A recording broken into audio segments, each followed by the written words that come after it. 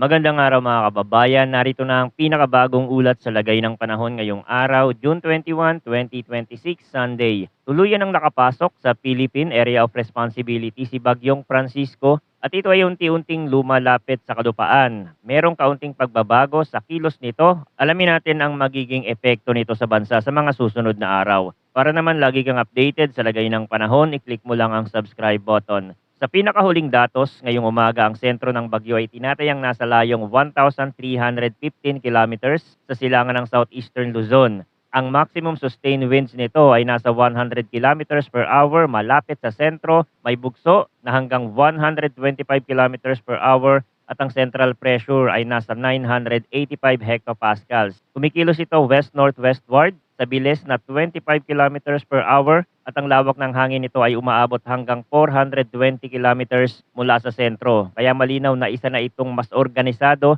at mas malakas na sistema kumpara sa mga naunang araw. Ang mahalagang punto ngayon ay ito, kahit malayo pa si Francisco sa kalupaan ng bansa, may epekto na ang trough nito sa silangang bahagi ng Visayas at sa Bicol Region, habang ang habagat o southwest monsoon ay nagbibigay naman ng mas maulap at mas maulang panahon sa malaking bahagi ng Mindanao, sa natitirang bahagi ng Visayas at sa Palawan. Sa Metro Manila at sa nalalabing bahagi ng Luzon, wala pang direktang mabigat na epekto mula sa sentro ng bagyo, pero nananatili pa rin ang posibilidad ng mga localized thunderstorm na pwedeng magdala ng biglaang pag-ulan sa iba't ibang lugar. Simulan natin sa mga lugar na mas direktang naaapektuhan ng trough ni Francisco. Para sa Bicol Region at Eastern Visayas, ang forecast ay cloudy skies with scattered rains and thunderstorm. Ang dahilan nito ay ang trough ng tropical cyclone, meaning ang buntot o extension ng circulation ng bagyo ang nagbibigay ng dagdag na moisture at instability sa mga lugar na ito. Kaya mas mataas ang posibilidad ng pabalik-balik na pag-ulan at may mga pagkakataon na pwedeng lumakas ang buhos sa ilang bahagi ng rehiyon. Dahil ang forecast ay nagsasabing posible ang moderate hanggang paminsan-minsang heavy rains, may panganib ng flash floods at landslide, lalo na sa mga lugar na mababa, sa mga komunidad na malapit sa ilog at sapa, at sa mga bahaging may matarik na terrain.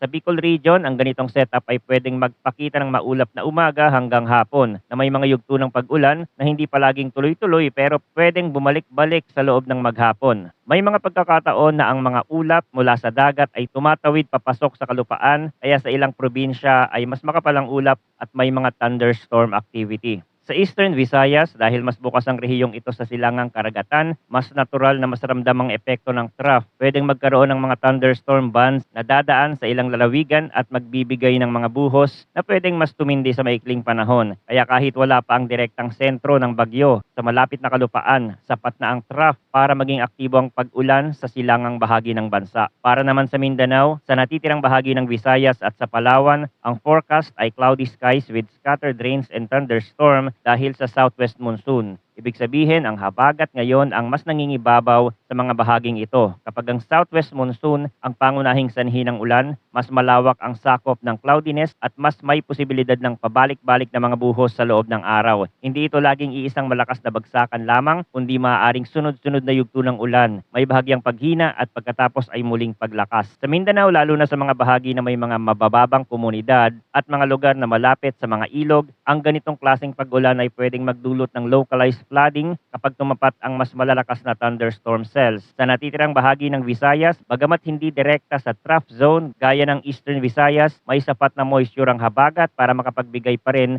ng scattered rains at thunderstorm. Sa Palawan, dahil mas bukas ito sa southwest monsoon flow, mas madali ring makabuo ng makapal na ulap at mga yugto ng pag-ulan sa maghapon. Ngayon, para sa Metro Manila at sa natitirang bahagi ng Luzon, ang forecast ay partly cloudy to cloudy skies na may isolated rain showers or thunderstorm. Ang dahilan nito ay localized thunderstorm. Sa mga lugar na ito, ang pag-ulan ay mas nakadepende sa local heat at humidity kaysa sa direktang epekto ng tropical cyclone o habagat. Pwedeng magsimula ang araw na medyo maaliwalas, tapos habang umiinit ang panahon, mas dumarami ang ulap at may mga bahagi na makakaranas ng biglaang malakas na ulan sa hapon o gabi. Sa Metro Manila, ito ang typical na setup na pwedeng magdulot ng mabilis na pagbabago sa panahon sa iba't ibang distrito. Sa isang area ay tuyo pa ang kalsada, habang sa ibang bahagi ay malakas na ang buhos. Sa natitirang bahagi ng Luzon na wala sa mas direktang trough o monsoon belt, ganito rin ang maaaring maranasan kapag ang localized thunderstorm ay naging severe sa isang lugar. Posible pa rin ang flash floods o landslide sa mga sensitibong bahagi, lalo na sa mga mababang lugar at sa mga bahaging may gilid ng bundok o matarik na lupa.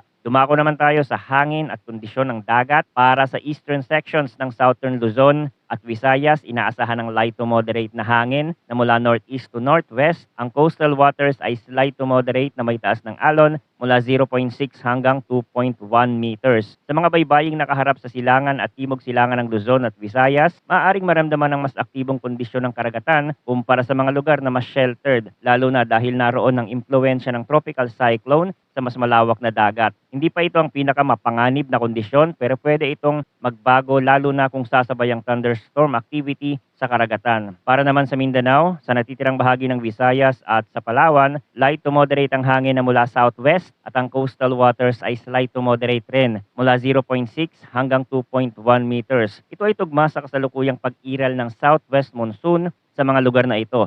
Sa western at southwestern facing coast, mas ramdamang tuloy-tuloy na daloy ng hangin at kapag may kasabay na thunderstorm, pwedeng maging mas magalaw ang dagat sa maikling panahon. Para sa natitirang bahagi ng Luzon, light to moderate ang hangin na mula northeast to southeast at ang coastal waters ay slight to moderate mula 0.6 hanggang 1.8 meters. Sa kabuuan, ang dagat sa maraming bahagi ng bansa ay wala pa sa pinakamasungit nitong estado, pero hindi rin dapat baliwalain ang mga biglaang pagbabago lalo na sa mga baybayin na mas lantad sa open sea at sa mga lugar na may kasabay na thunderstorm activity. Ngayon, puntahan natin ang track at intensity outlook ni Francisco. Mahalagang bigyang diin na ang heavy rainfall at severe winds ay maaari pa ring maranasan kahit sa mga lugar na nasa labas ng forecast confidence cone. Ibig sabihin, hindi lamang ang eksaktong linya ng daanan ng bagyo ang dapat bantayan. Ang lawak ng hangin, ang epekto ng trough at ang kakayahan nitong baguhin ang daloy ng habagat ay maaaring magdulot ng ulan at hangin sa mas malawak na bahagi ng bansa. Dagdag pa rito, ang mismong track ay maaari pang magbago sa loob ng hangganan ng confidence cone. Kaya habang lumalapit ang mga susunod na araw, posibleng magkaroon ng pagbabago sa projected na layo nito sa kalupaan. Sa kasalukuyang forecast, posible na manatili si Francisco sa ibabaw ng Philippine Sea sa buong forecast period. Pero hindi inaalis ang posibilidad ng mas malapit na pagdaan nito sa extreme northern Luzon kung magpapatuloy ang westward shift ng forecast track. Ayon sa outlook, kikilos ito west-northwestward hanggang Tuesday, June 23 at pagkatapos nito ay hihina ang bilis habang kikilos generally northward para sa natitirang forecast period. Meaning may yugto ng paglapit habang pakanluran at pahilagang kanluran ang galaw. Pagkatapos ay mas kikilos pa itaas. Ito ang dahilan kung bakit kahit less likely ang direct landfall sa ngayon, hindi pa rin ganap na sarado